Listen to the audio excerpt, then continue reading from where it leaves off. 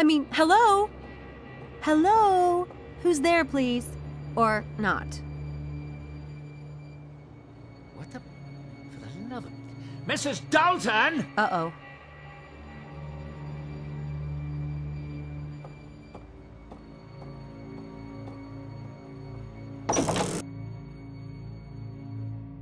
What the hell is this doing in my desk drawer? That's Houdini. He has a habit of sort of appearing. He? Who told you you could have a pet in this house? He's in my room. I don't see what difference it makes to you. Well, he's not in your room now, is he? This is my home, Miss Everett, and I don't care to have it smelling like a barn. Houdini does not smell. You could have a herd of buffalo in this house for all the use you get out of it. Shh, hush now. Oh, my goodness.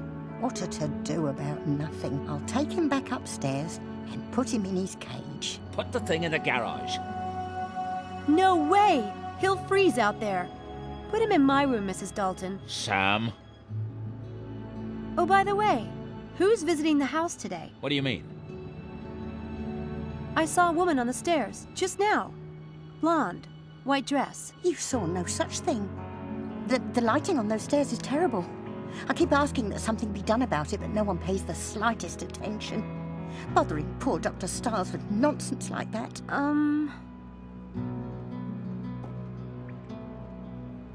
As if pet rabbits weren't enough. Wow, is that menopause? Samantha, tell me what you saw, exactly. There was a woman walking up the stairs when I came in. I called out, but she didn't stop. There is someone here today. What's the big secret? Never mind. It's nothing that concerns you. What did you learn at university?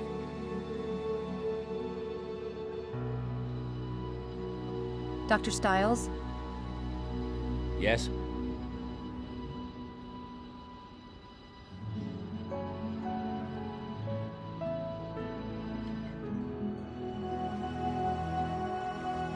I investigated the incidents at the track and pool. And? Both were obviously staged. There was a whirlwind at the track that was probably created by a helicopter. That got rid of the maintenance guy. Then they painted the track. As for the pool, what the witness saw was the shape or bubble in the pool, and then the water changed color. It would have been easy to rig up a hose to blow air into the pool for a spooky effect as a misdirect, then drop in the dye. Did anyone see or hear a helicopter? No, but there was only one witness, and he had headphones on. Headphones? And did they find dye in the pool? No, but all they cared about was cleaning the pool. I don't think anyone even checked. There wasn't any trace of dye around the edges of the pool or in the filters, but it was probably water-soluble. And why would someone rent a helicopter and gallons of dye and time these incidents with my experiments, which, I might add, almost no one knows about? I don't know. No, you wouldn't, would you? Because it's all bollocks. I hope your rationalist bias can be put aside, Samantha, because when I ask you to be my eyes and ears, I expect the facts, not your half-baked opinions. If you can't give me that, you're worse than useless. At least I'm willing to go out there. From what I've seen, your eyes and ears work just fine, mister. What are you, 23, 25? When you've experienced something of life, you can lecture me. I'm sorry. Look, I know what it's like when people... I want your report on the events by tonight, and this time, I want the facts. That is all.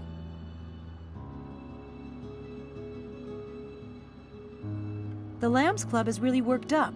I thought you should know. Lambs Club? Are you planning to put lambs in the parlor now, in addition to rabbits in bedrooms and bats in the belfry? That's what the students in the experiment call themselves.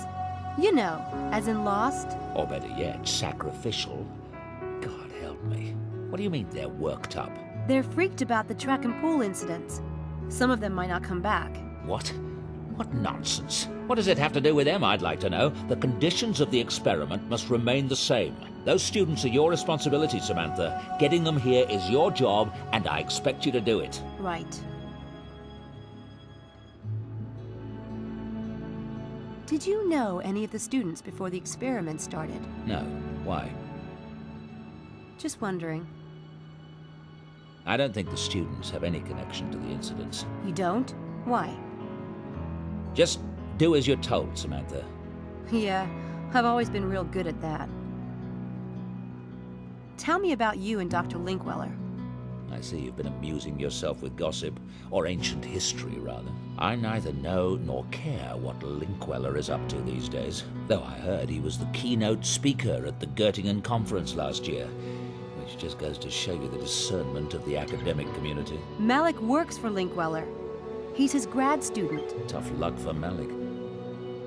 That doesn't worry you? That he might be reporting back to Linkweller? I have better things to worry about than that windbag. I don't have anything to ask him at the moment.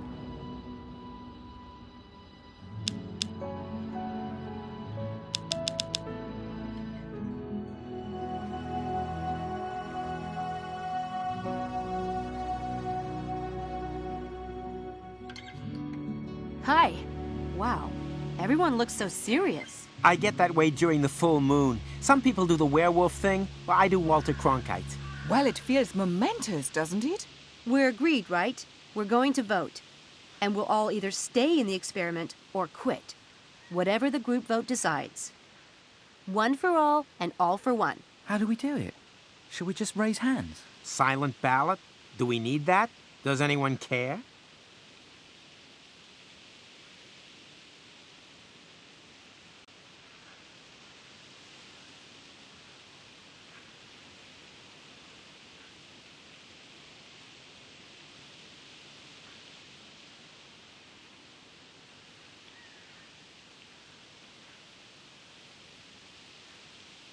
I have a suggestion. I know a great way to vote that's democratic, but allows for an element of fate. Plus, it assures that the vote can't be split. Do tell. I'll write down everyone's vote and we'll put them in a hat.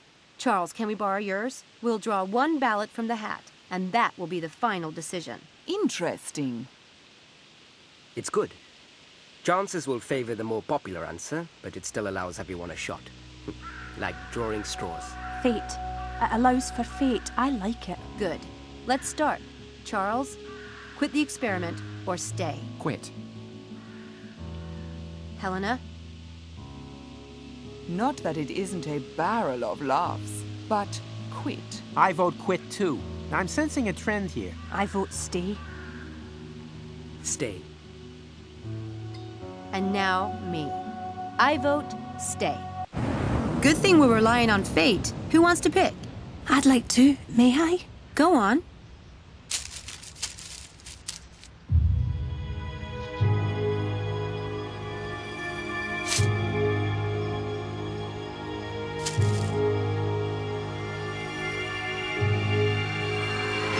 Stay. That's it then. One for all? And all in deep doo-doo. See you tonight. Bye, Sam. See you. See ya. Bye, Sam.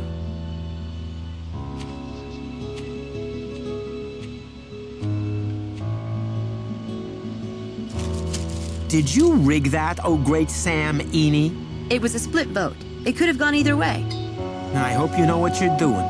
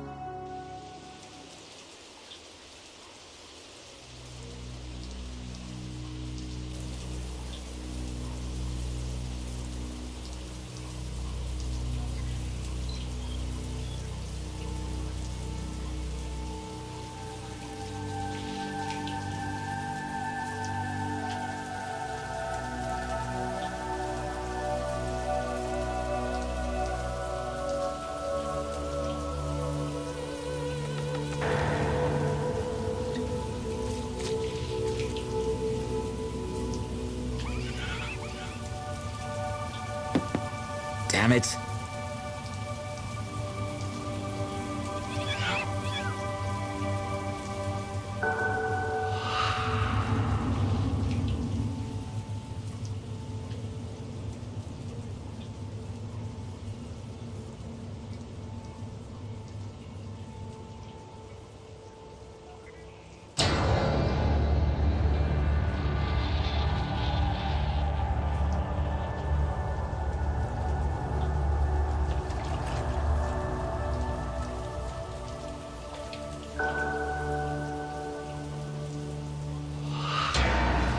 Oh, shit. God.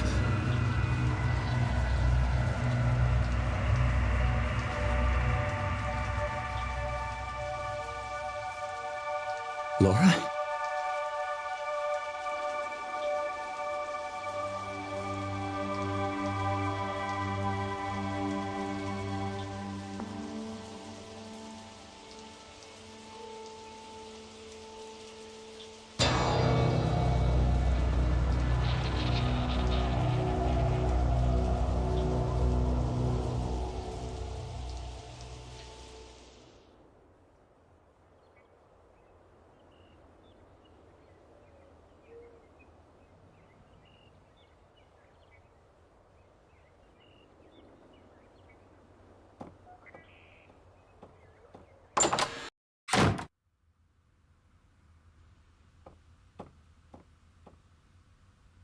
Laura's dress.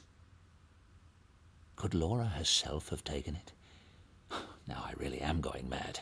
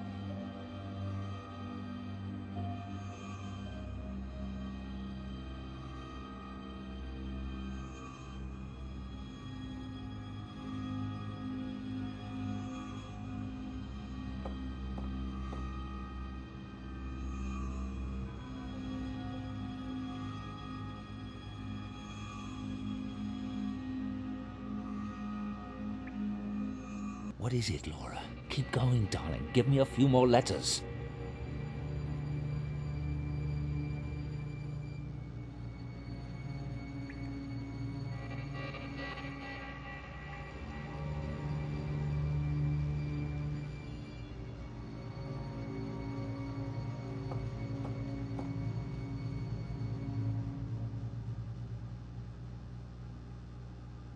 I arranged to see Dr. Ramuskin today. I'm hoping he'll have some insight into the events with Laura.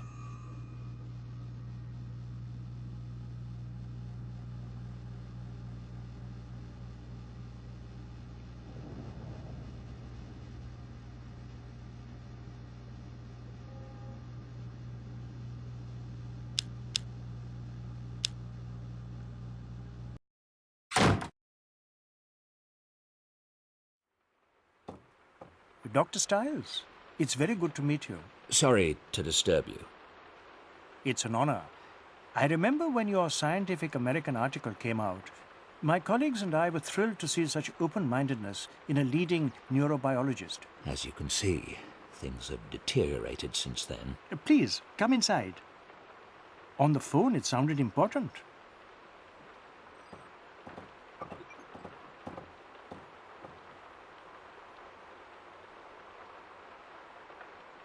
One thing you learn as a neurobiologist is that reality is subjective, like the story of the blind man and the elephant. One of my patients had a brain tumor and became convinced his wife was an alien in disguise. Everyone else saw an everyday housewife. He saw something horrible. What clues do we pick up from our environment every day that tell us how to perceive the world? One man sees a pile of logs, another a sleeping giant. Perception is a slippery thing. My wife, Laura, died in 2002, but the reality I chose was to keep her alive.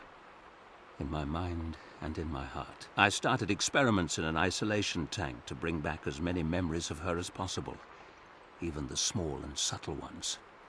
And I didn't give a toss what anyone thought. And now? The thing I didn't foresee was that Laura might actually come back. I've suddenly got quite a chill. Perhaps you'll start from the beginning while I light the fire. No fire, please. Oh, please forgive me. I'll call for some tea. I'm quite anxious to hear what you have to say, Dr. Stiles. If you'd start at the beginning, please. It sounds fascinating. I've never performed any experiments with an isolation tank myself, but they may well concentrate certain energies. I'd be happy to help in any way I can. And I'd be very interested in your theories on the phenomenon, as a neurobiologist, if you'd be so kind. In cases that you're familiar with of hauntings, is it typical for the deceased to obsess over their deaths? I'd say so, particularly if it was violent. Laura keeps communicating about the accident, but I'm not sure if there's really something there or if she's just fixated on that moment out of shock. I know you'll leave no stone unturned finding out. If there's nothing to it, it will be clear soon enough. Yes, of course. Have you heard of any similar hauntings, for lack of a better word? Some of the elements, such as the way Laura communicated with you in the tank and the RNG message. These sound like classic communiques from the spirit world. But other things you've described, the moved nightgown, the form under the sheets, and most particularly the events at the university, those sound like PK activity, telekinesis, objects being moved with the power of the mind. Are you positive all these manifestations are Laura? Of course. One paranormal source is remarkable enough, much less two different ones. Don't you agree? You have a point. Studies done with dying and comatose patients have provided some interesting clues about consciousness. There are authenticated cases of the mind projecting itself from the body, witnessing things that occurred far away. If the mind can project itself from the body, then it's possible for consciousness to survive physical death. Do you have a scientific explanation for how that might work? Quantum theory suggests that three-dimensional space and time are essentially created by the brain in order to organize the masses of data that make up reality. The brain operates like a translation device. in the same way that a television set organizes bits of electronic data into an image. If the human brain creates space and time, then theoretically the brain could project the mind into the past or future, making itself essentially immortal. That's astonishing. I hope you intend to publish on this theory. I'm still conducting my research. Is there any connection between psi activity and heat or fire? Yes. Telekinesis in particular is very elemental. There's a classic poltergeist case that involved a young girl in the American heartland. The manifestations in her household all revolved around water. Water running down the walls of the house, seeping out of the wallpaper and welling up from the floors. Another classic telekinesis phenomenon is raining stones. And I recall reading about a shaman in East Africa who could make his victims burst into flames. It would all suggest that telekinetic powers are drawn from the earth. But I'm not aware of any studies done on the subject. Can you tell me more about the East African shaman? I'll tell you what I remember. It's a well-documented case from the early 1900s, researched by a member of the Society for Psychical Research. He was traveling in Africa when he ran across this shaman. He put the man through a variety of tests and reached the conclusion that the shaman was projecting electricity at strong enough levels to literally start fires, predictably and reliably. This notion seemed confirmed by the odd fact that when the shaman was wet, his fire-starting ability didn't work. Of course, in those days, experiments in electricity were all the rage, so you have to take that into consideration. Still, he made a compelling case. I'm wondering if the events on campus aren't some kind of psychic residue from Laura's attempts to come through. If she's generating energy, it might get channeled in unpredictable ways. I can't say, of course, but the energy involved in the campus events is so unusually powerful. It's unlike any spiritual communication I've ever heard of. But you said yourself you've never dealt with a case that involved an isolation tank. True. I'm quite curious to see where this is all heading, Dr. Stiles.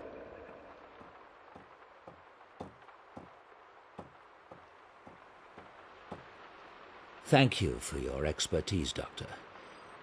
There's one more thing. I was hoping you could give me some advice on how I might help Laura. Help her come through. Dr. Stiles, I'm not sure what you mean by coming through. Earthbound spirits are trapped here because of some unresolved trauma or an inability to accept their own deaths. The goal in such a scenario is to free the spirit so that he or she can move on. Move on? To what? Oblivion? I mean, what if Laura could be brought back? But what body would she inhabit? How could she interact with our world? All religions believe that there is some kind of afterlife and... Yes, thank you, Doctor. I'm afraid it's getting quite late. I must go. I do hope you'll keep in touch. I'd like to know how this develops. Of course. Good day. Goodbye.